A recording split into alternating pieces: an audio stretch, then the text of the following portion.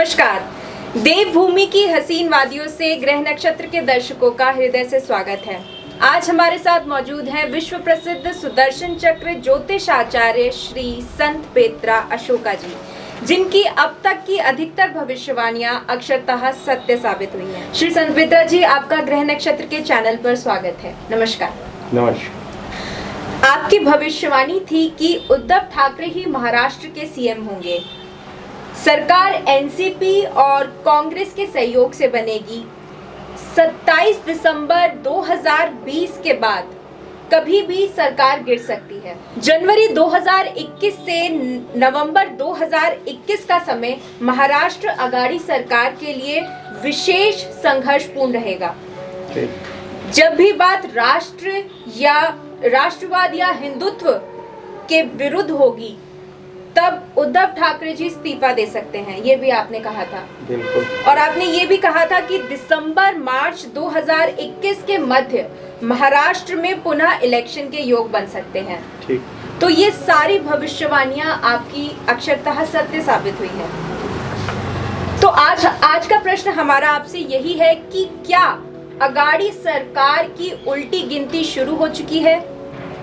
क्या उद्धव ठाकरे एनसीपी दल एवं कांग्रेस दल के दलदल से निकलकर आकर पुनः दलदल में कमल खिलाएंगे, या लगने वाला है महाराष्ट्र में राष्ट्रपति शासन, या फिर पुनः अघाड़ी सरकार को बचा पाएंगे उद्धव ठाकरे? और अंत में क्या उद्धव ठाकरे का जमीर अब भी दलदल में रहने पर होगा मजबूर, या फिर वसूली राज लिखेगा शिवसेना की अंत की कहानी?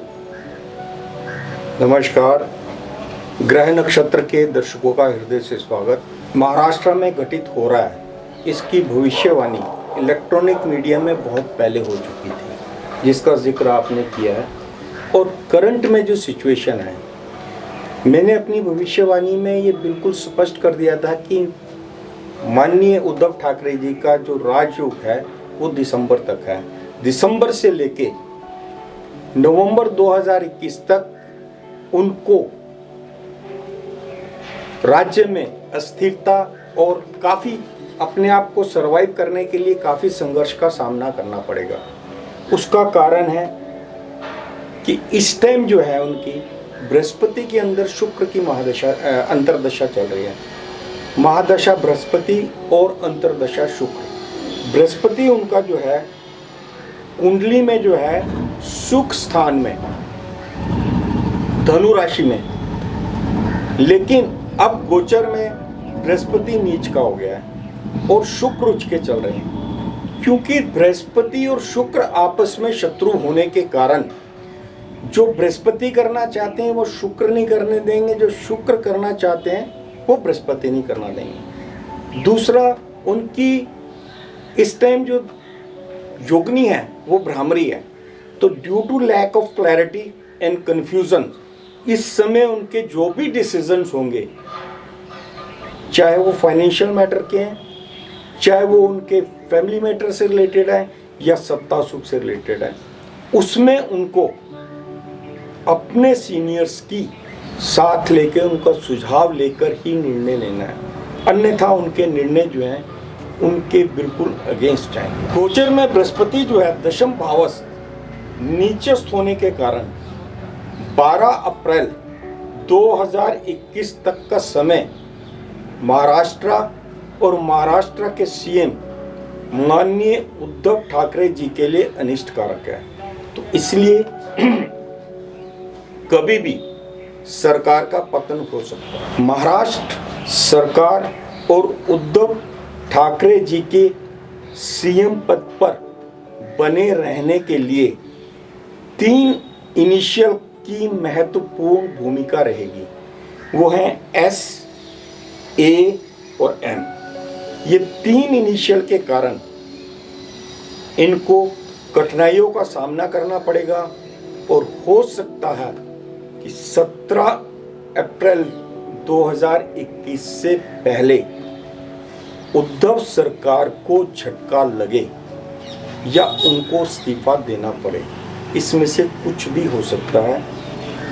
इसकी भविष्यवाणी उनके सीएम बनने की भविष्यवाणी के दौरान मैंने कर दी थी कि दिसंबर 2020 आते आते महाराष्ट्र सरकार में अस्थिरता आएगी, जिसके कारण जनवरी से मार्च के मध्य कभी भी पुनः चुनाव की संभावना बन जाएगी।